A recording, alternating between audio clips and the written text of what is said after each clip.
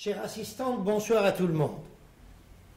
Je voudrais avant tout vous remercier d'avoir bien accepté de vous retrouver ici avec nous afin de soutenir les institutions Al-Vishura et la Yeshiva qui en fait partie. Un profond remerciement revient avant tout à Monsieur le Grand Rabbin de France, Monsieur le Grand Rabbin Bernard, qui a bien accepté que cette soirée se passe sous son haut patronage. Je voudrais profiter également pour remercier toutes les personnes qui ont contribué sous une forme ou sous une autre à la réalisation de cette soirée magnifique. Je voudrais remercier toutes les personnalités, rabbins ou autres, qui ont bien accepté de se retrouver ici parmi nous et de nous soutenir par leur présence honorable. Je voudrais également, si vous me le permettez, vous expliquer, m'excuser pourquoi je ne me trouve pas aujourd'hui avec vous de près, même si je me retrouve avec vous sentimentalement tout à fait à vos côtés.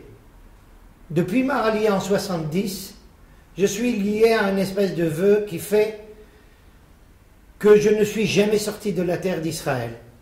C'est la raison pour laquelle je vous salue ici de loin, je vous remercie de loin, sans être à vos côtés physiquement, tout en étant à vos côtés de tout mon cœur. Vous expliquer de quoi relèvent les institutions et la yeshiva, je pense que nous pourrons le faire si nous remarquons et nous retraçons l'histoire du peuple juif, ballotté d'un État à l'autre, d'une culture à l'autre. Nous avons dû nous défendre spirituellement, intellectuellement, humainement. Nous avons eu à relever des défis. Nous avons été expulsés d'un pays à l'autre, quelquefois massacrés systématiquement, trop souvent. Mais ces rencontres ont toujours été fructueuses pour le peuple juif.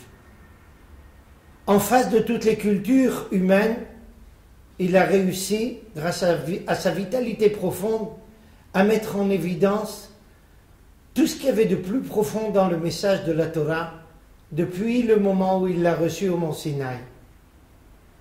C'est dans ces défis qui lui ont été lancés qu'il a pu exprimer au sens le plus littéral de ce terme-là tout ce que la Torah représente pour le peuple juif et pour toute l'humanité.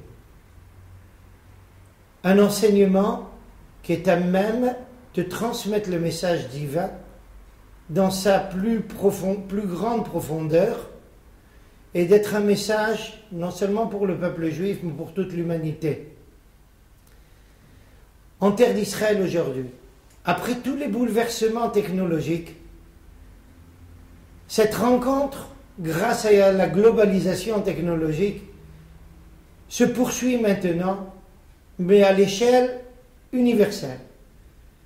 Nous nous retrouvons en face de toutes les cultures, en face de toutes les religions, en face de toutes les conceptions, de toutes les idéologies, et le peuple juif doit transmettre son message ici, de façon à ce qu'il puisse arriver partout, tel que nous avons été convoqués, afin de le faire au mont Sinaï.